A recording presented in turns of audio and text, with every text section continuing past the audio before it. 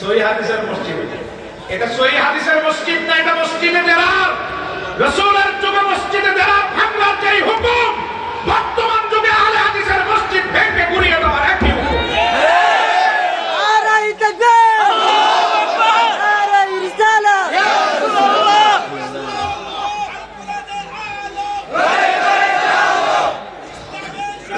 আমার ভাইরা খেয়াল করেন, এদের তৈরি ভারতের প্রোডাক্ট বাংলাদেশে আসছে আমাদের সমাজের শান্তি নষ্ট করার জন্য, ঠিক কিনা বলেন? অতএব এখন সবচেয়ে বেশি সজাগ থাকতে হবে আমাদের ঈমানের সবচেয়ে বড় শত্রু আহলে হাদিস নামে আহলে কমিশন বিরুদ্ধে। কোন জায়গায় এদেরকে দাঁড়ানোর শক্তি দেওয়া ঠিক হবে না। কাজ আমাদের ঈমানে আঘাত করা। রাসূল যেখানে বিনা কষ্টে উম্মত পার করবেন, সেখানে ওরা রাসূলকে চিনায়, নবী নাকি নিজেই বিপদে থাকবেন। আল্লাহ আমাদেরকে শানিত শক্তি দান করুক, বলেন আমিন। এদের সাথে কোনো আপোষ নাই, কোনো আপোষ নাই। এবার আপনি ভালো করে দেখবেন, এরা গত স্বৈরাচারের সবচেয়ে বড় সহযোগী ছিল আহলে হাদিস। এদের সবচেয়ে বড় মাথা ছিল বাংলাদেশের সবচেয়ে বড় চোর সালমান এফ রহমান। দাড়ি শেষে যেটা পালাইতে চাইছে, শয়তান গানে ধরছে নৌকার উপর থেকে, ঠিক না?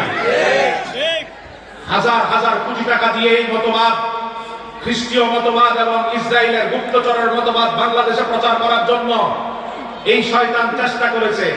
এই টাকাগুলো আমরা দেখি নিরীহ মানুষের শেয়ার বাজারের টাকা লুট করে সে খরচ করছে আহলে হাদিসের পিছনে।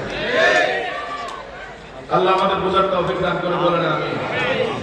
তিন ভাগের এক ভাগ উম্মত, আবু দাউদের বর্ণনা, নবীজি বলেন লাইসা আলাইহিম হিসাবুন, বুখারীর কোট, লাইসা আলাইহিম হিসাবুন ওয়ালা আযাব, হিসাব নাই, আযাব নাই, জান্নাতি। এরপরে দুই ভাগ উম্মতকে নবীজি পার করবেন।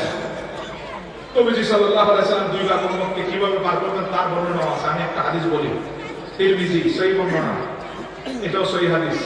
রাসূলুল্লাহ সাল্লাল্লাহু আলাইহি ওয়াসাল্লামের কাছে এক সাহাবী এসে বলেন, সাআলতুন নবী সাল্লাল্লাহু আলাইহি ওয়াসাল্লাম আন ইয়াশফা লি ইয়াউমাল কিয়ামা, নবী আপনার কাছে আমি ভিক্ষা চাইতে এসেছি, সওয়াল করতে এসেছি। কিয়ামতের ময়দানে আমি যখন আটকা পড়ে যাব, তখন আপনি শাফাআতের মাধ্যমে আমাকে করাবেন।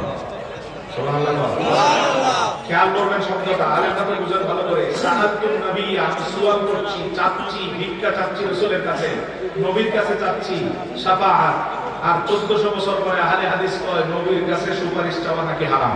নাউযুবিল্লাহ, এত আস্তে নাউযুবিল্লাহ বললেন। সাহাবীর কর্মকে হারাম বানিয়ে দিচ্ছে। অতএব আমরা দেখি কোরআন হাদিসের সাথে ইসলাম মুসলমানের সাথে আহলে হাদিসের সম্পর্ক নাই। এজন্য হাদিস বিরোধী, কোরআন বিরোধী ফতোয়া বেশি বেশি ছড়ায়। ওদের মূল সম্পর্ক ইসরায়েল আর ভারতের সাথে, ঠিক কিনা বলেন? হাজিরিন, নবীজি বলেন না ভাই আমি করব, সবার জন্য করব। এবং আরো অনেক হাদিস আছে, কবিরা গুলোর জন্য আলাদা, প্রত্যেকটা স্টেপে আমি আলাদা সুপারিশ করব।